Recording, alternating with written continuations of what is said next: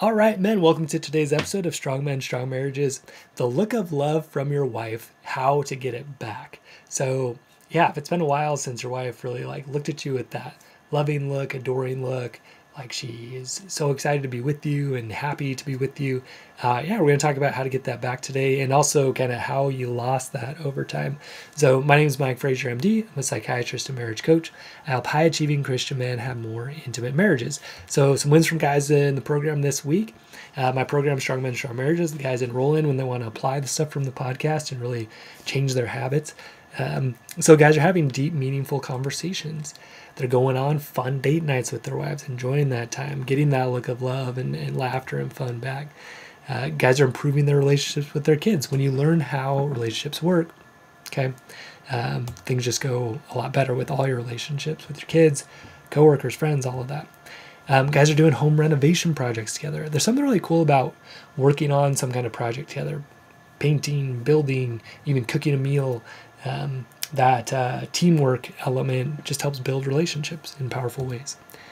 For me, my son and I have been coaching my youngest son's soccer team, so that's been really fun. And I've been doing better at keeping things organized for my wife, which is a way that we're going to do what we're talking about today. Okay. So last week we talked about this invalidation triple threat. If you haven't heard that, go back to last week's and listen to it. It's about how you're destroying your marriage without realizing it.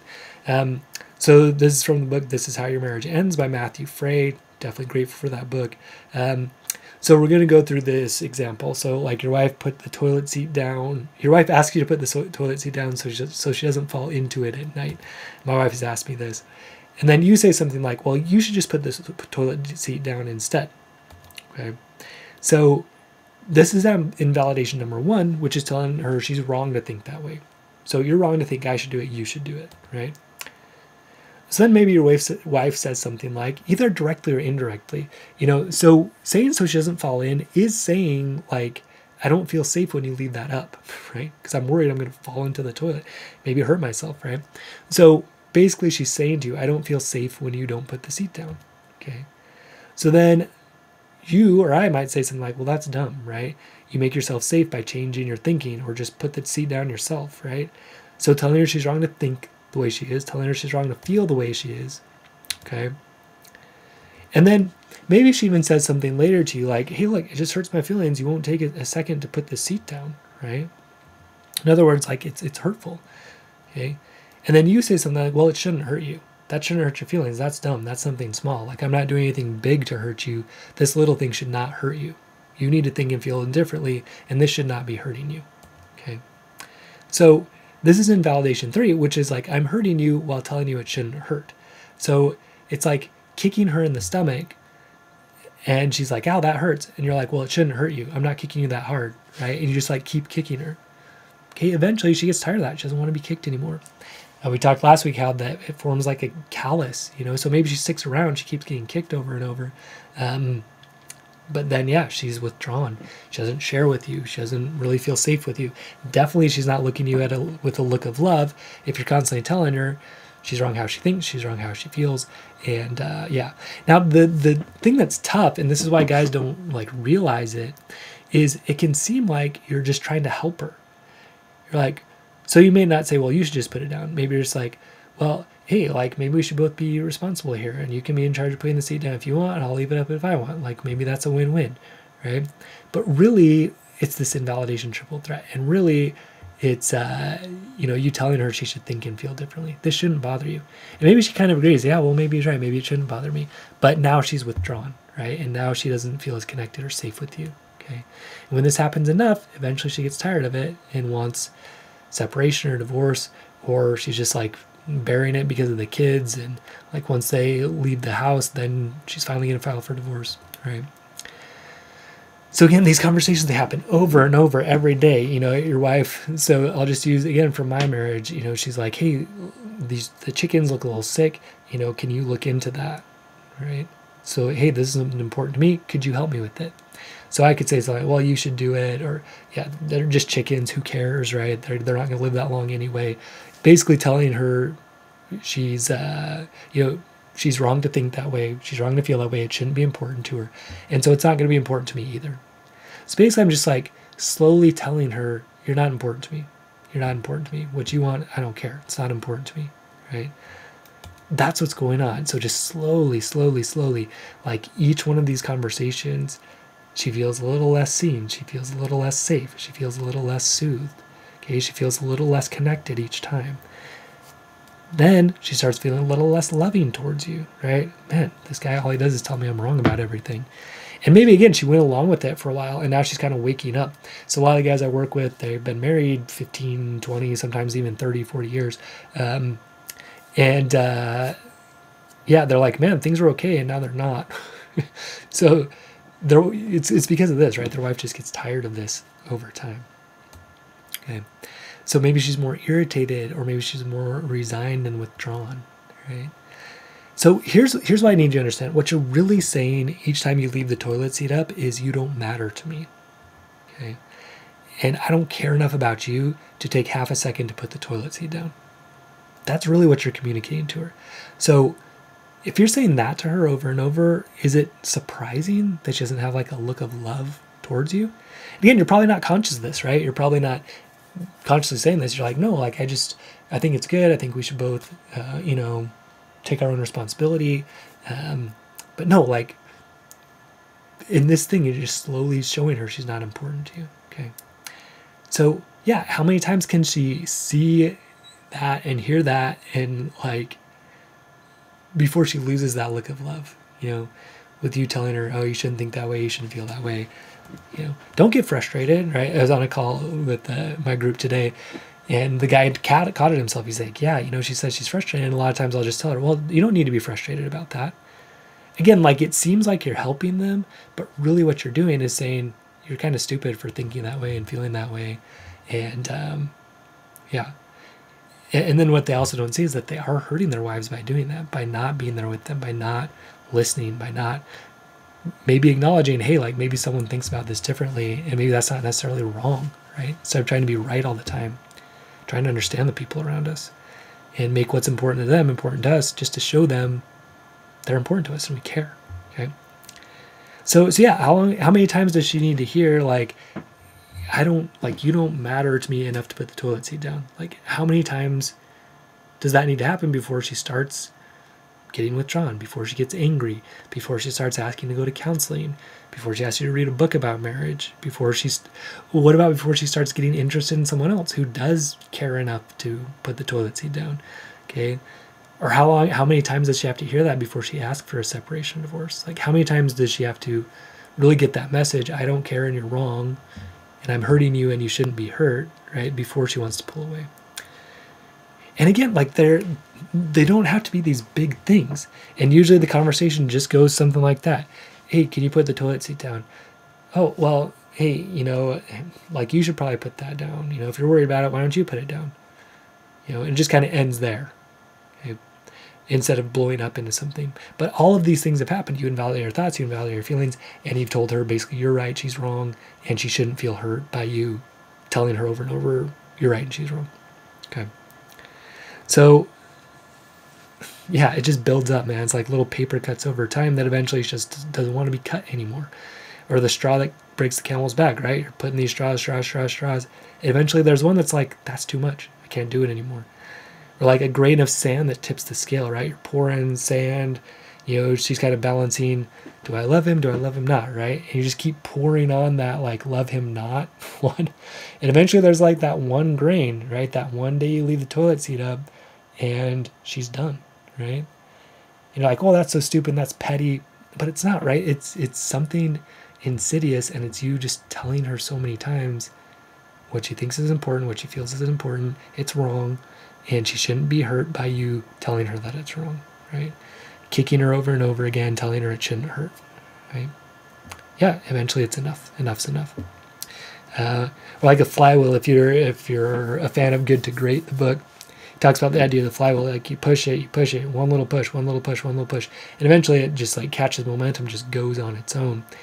So it works both ways, right? You can do that in positive ways, and we're going to talk about that today, but it can be done in negative ways too. Like eventually it's just too much, right? And that divorce flywheel just spins and there's no stopping it.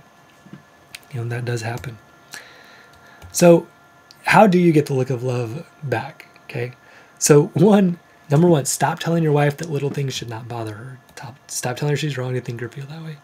Start listening to understand, valuing her and her opinion. Okay. Stop trying to be right.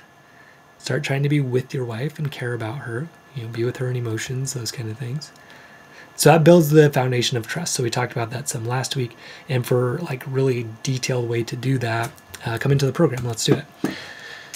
So what about if you want that look of love back? What if you want your wife to feel really delighted in the marriage and excited and glad to be married to you?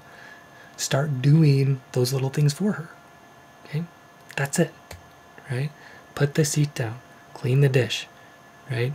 Look through and see, like, what are those little things? So in our house, like the chickens, right? Making sure they have food and water, right? Picking the kids up from school, my wife appreciates that. Making sure the sheets are clean, my wife appreciates that.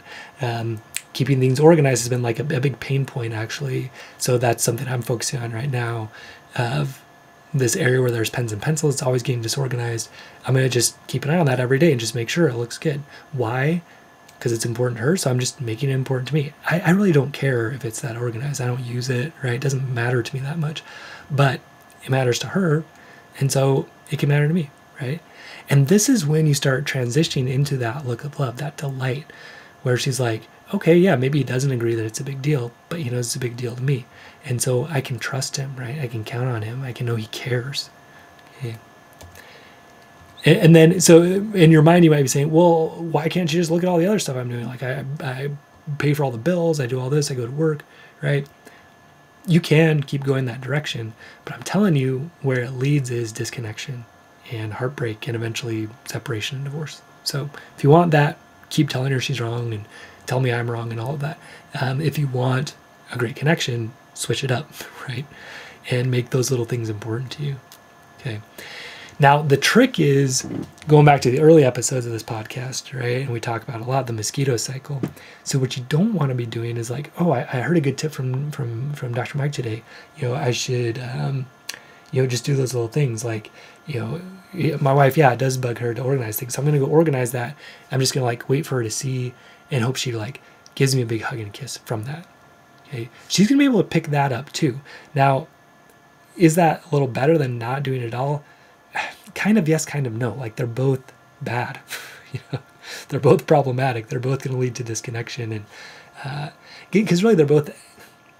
One's out of integrity. Mosquito's out of integrity. You're doing it, but not because you actually care. It's because you want something from her. The other one, you're not doing it. It's more an integrity, but it's more rude, right? And uncaring. You're saying you don't care and you're not doing it, so that's an integrity. So maybe in some ways that's a little bit better. Than being out of integrity. But the best way is just to be in integrity, right? And say, I'm doing this because I care, right? I don't really care about it, but I know you do. And so I'm going to do it for you because you're important to me. Okay, that's the kind of thing that your wife's heart is going to melt with, right? And she's going to look at you with love with that. Okay. And that's when you're going to get attention, appreciation, affection, sex, because she's excited to be with you because she's like, man, this guy keeps me safe. He cares about what I care about. Even though he doesn't necessarily like care about that much, like he's doing it because it's important to me and I really value that. So do those little things she's been asking for. And then if you really want her to be like so excited to be married to you, notice other ways you can surprise your wife, delight your wife, right? So what's her favorite lunch? Okay, tomorrow, get her that lunch, surprise her with it. Okay.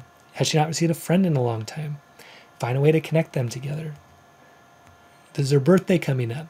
Let's make sure she's got her favorite food, her favorite cake, her favorite ice cream, right? Make it something special for her. Is she on a diet? Like, get her food or support her somehow in that. Like, make sure she's got it. So leave little notes telling her you care. Like, do these little moments that say, hey, you're on my mind. I care about you. You're important to me. Again, watch out for mosquito mode, right? Because you can slip into that with this, where you're doing it not necessarily because you want to show her she's important to you, which is within your control, and instead you're wanting her to give you something back, right? That's what we got to watch out for. Now, again, and this is why it's like good to come into the program and like figure out all these nuances and how they apply to certain situations. Because it's not wrong for you to just tell your wife, hey, like I'd like some appreciation for things I do, right? That's fine. That's an integrity. It's fine to make those requests. What's a problem is doing something nice, expecting something back, not telling her, right? That's out of integrity. So again, like the reason you're doing this, the intention, the thought is, man, like how can I make my wife's day special? How can I make her feel like I care today? I don't have total control if she feels like she cares, but how can I show her that I care about her in a way that I know like she's expressed is important to her, right? So like how do I make my wife's life easier? How can I do something special for her today, right? Now, paradoxically, when you have this mindset, this is exactly when you get that look of love, the attention, the appreciation, the affection, the sex, okay? So, marriages usually don't die from something sudden. They die slowly over time, okay? So for high-achieving men, that invalidation triple threat, like that's a big one that destroys marriages. You know, saying she's wrong for thinking that way, she's wrong for feeling that way, and like she shouldn't be hurt by it. Okay, and so like you're gonna keep hurting her. You're gonna keep kicking her and telling her that it shouldn't hurt her. Okay. So the other thinking of like, I provide for my wife, that should be enough. She should be grateful for it, right? And if she's not, she's ungrateful. You know, she's just picking on these little things instead of noticing all the good things I do for her. Okay, so that's a problem. That's a problematic thought. That's gonna generate disconnection. Okay, so instead, value her, be with her in her emotions, right? Get into her shoes, understand her. What that does is it builds trust. And then add in doing these little things that she values, like even especially if you don't really care, right? When she sees you're doing it just because it's important to her, and again, not doing it from mosquito mode, but just because like, hey, that's important to me, that's important to you, so it's important to me, right? I'm going to make it important to me because I care about you. Okay, that's where the magic happens. That's where the look of love comes back. Okay, so and then yeah, go the extra mile. Find some fun, romantic, surprising ways. Show her you're thinking about her. Try to make her feel special. Okay, that's how you get the look of love back. Make it a game. Okay, how can I really delight my wife today? How can I make today special for her? Okay, so learn how to do all of this in Strong Men, Strong Marriages. Come join us. Let's do it. Visit strongmen.io or click link in the show notes. We'll help you do stuff every day for 90 days to help rebuild these things, and you can stay with us after the 90 days if you want and need. But yeah, guys, like this is it. This is how you bring that look of love back. Stop telling her she's wrong, stop invalidating her, start listening, and then yeah, do those little things for her just because they're important to her, right? That's it. Okay, simple. So get to work. Visit strongmen.io, come join us, and we will see you there. Stay strong, men. See you next episode.